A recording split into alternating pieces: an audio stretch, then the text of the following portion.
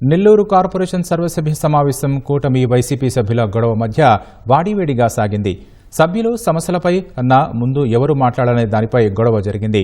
Deputy mayor రూప్ కుమార్ యాదవ్ అజెండాలోని అంశాలు చదివిన తర్వాత వార్డుల వారీగా సమస్యలు చెప్పాలని కోరారు. వైసీపీ సభ్యులు మాత్రం ముందుగానే సమస్యలను వినిపించడంతో గొడవ జరిగింది.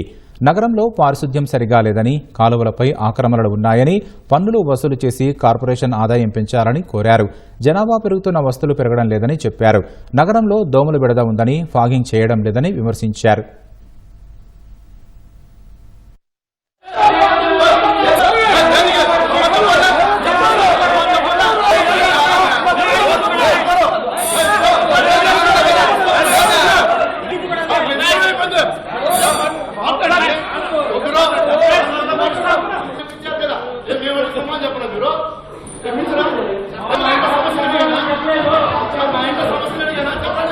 మీ అందరినీ రిక్వెస్ట్ చేస్తున్నా, సభ సజావుగా జరుపుకుందాం.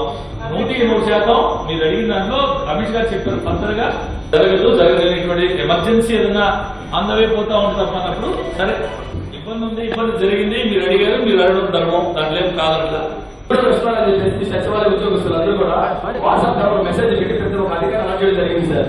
తెలుగుదేశం కార్యకర్తలు, పార్టీ కార్యకర్తలు ఇచ్చిన ఇన్ఫర్మేషన్, ఒక కార్యకర్త ఇన్ఫర్మేషన్ కూడా ఆ డివిజన్ సభ్యులు ఒక కార్పొరేట్ గా మీ ప్రజలకు తెలిసిన మాకు ఇన్ఫర్మేషన్ లేకపోవడం, కనీసం మీ దృష్టి కూడా తీసుకోవడం అదే దౌర్భాగ్యం సార్.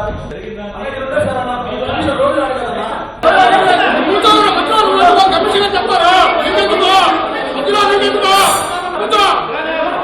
ప్రతి ఒక్క వార్డులో సభ్యుడికి తెలియపరచాలి మీరు వచ్చేటప్పుడు. ఎందుకంటే ప్రతి ఒక్క సమస్య ఉంటాయి. ఈ రోజు మీరు అజెండా పెట్టారు. స్టార్టింగ్ లోనే మేము ఎజెండా గురించి మాట్లాడుకోవచ్చు. ఈ అజెండాలో ఏముంది సార్? నగరం గురించి ఏమీ లేదు. అదే కానీ మీరు కానీ ప్రతి ఒక్క నగరంలో కార్పొరేటర్ కానీ మీరు కలిసి మీరు విజిట్ చేసినప్పుడు వచ్చుంటే వాళ్ళ సమస్యలు చెప్పుకున్న వాళ్ళు, ఆ సమస్యలు చెప్పుకున్నప్పుడు ఈ అజెండాలో జతపట్టేవాళ్ళు. ఈ రోజు ఆ పరిస్థితి లేదు. కానీ మేము దీన్ని తప్పు పట్టడం లేదు. ఎందుకు జరిగింది? ఎవరి వల్ల? మేము మేయర్ గారిని అడగాలా, కమిషనర్ గారు ఎవరు అడగాలి చెప్పండి.